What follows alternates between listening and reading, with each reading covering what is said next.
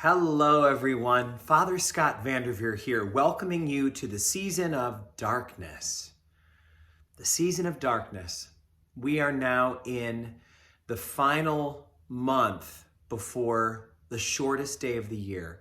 And it's not even supper time here yet as I record this, and yet it is pitch black outside. And that is what December feels like. December and early January are the darkest time of the year. And this is what it means for us to experience the real deprivation of sunlight that's part of living in not just the northern hemisphere, but the northern part of the northern hemisphere, above the 45th parallel. So we experience a lot of darkness in the wintertime. As a matter of fact, it's exactly reciprocal to the amount of brightness that we experience in the summer. I know that when I have friends visit me in the Northeast US from other parts of the country or the world in the middle of summer, they say, wow, it's amazing, it's beautiful here, staying light until 10 o'clock at night at the longest time of the year in June. But that means that it's also very, very dark in the winter. And it gives us a chance to appreciate what light means for us, what it does for us, what role it has in our life. They say that if it does not ever rain, you can never appreciate the value of a sunny day. And I have heard people who live in places like San Diego, California, where it's sunny and 72 degrees Fahrenheit just about every day of the year. I'll hear people say, you actually don't appreciate weather and the seasons as much there because it's just always nice. I've even heard it said that the most boring job in the world would be a meteorologist in San Diego. I suppose not during extreme weather, but let's admit that one of the things that makes us appreciate summer is winter. One of the things that makes us appreciate light is darkness. One of the things that we know about light and darkness is that our bodies crave light. There is a certain coziness that envelops us when we're in a time of darkness, and this is definitely a cozy season. That's why I love to have candles burning all throughout the winter months. But our bodies require the vitamin D that is produced by being in light. Our bodies are actually designed to have some version of the photosynthesis that plants use to create food, turning sunlight into nutrition. And so this time of year, one of the ways that I know that I'm in need of light is when I feel tired and de-energized. I don't know if I actually experience this in a way that would be a clinical diagnosis, but you often hear about seasonal affective disorder, or SAD as an acronym. Interesting.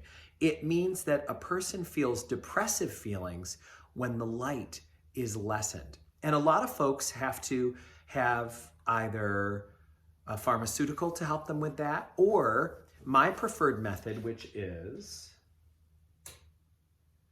a full spectrum UV light. Look at this. I actually sit in front of this light for at least 20 minutes every day during the period of time between the change of daylight savings time to standard time in the fall, and then I do it all the way up until March when we return to daylight savings time in the beginning of the spring. I do not always do it on days that it's bright and sunny, but on days where it's day 7 or 8 or 9 or 10 of cloudiness in a row, when I start feeling like, oh my gosh, what is the difference between day and night? I turn on this light and I sit before it. And it's not a beautiful light, but it's a necessary light, a light that allows me to manufacture the vitamin D that I need inside. It's a light that allows me to feel like I've been basking in some energy.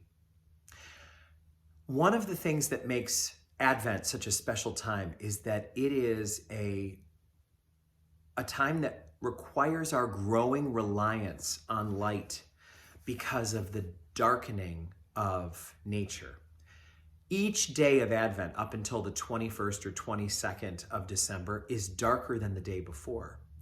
And that's why the ancient Christians chose Christmas to be at December 25th, one of the very first days when the light is triumphing over the darkness. That's why a lot of our brothers and sisters in the East, in religions like Sikhism and Hinduism and Jainism, in countries like India, celebrate Diwali in the fall, the Festival of Lights, which is meant to be a spiritual celebration of the triumph of light over darkness and good over evil. And we know that that is a spiritual principle that is true, that the light will always triumph over the darkness, even when it feels like darkness has the upper hand, never for long.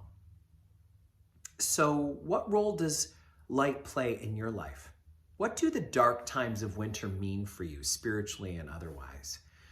Where is your life in need of more light? And what represents for you this full spectrum UV light? Where do you get that kind of brightness in your own life? If that were to be a metaphor for where you go to brighten up, to experience shine, what is that for you and where does that happen? Some questions for the beginning of Advent as we look this Advent into the role of light in our faith and in our lives. May God bless you all.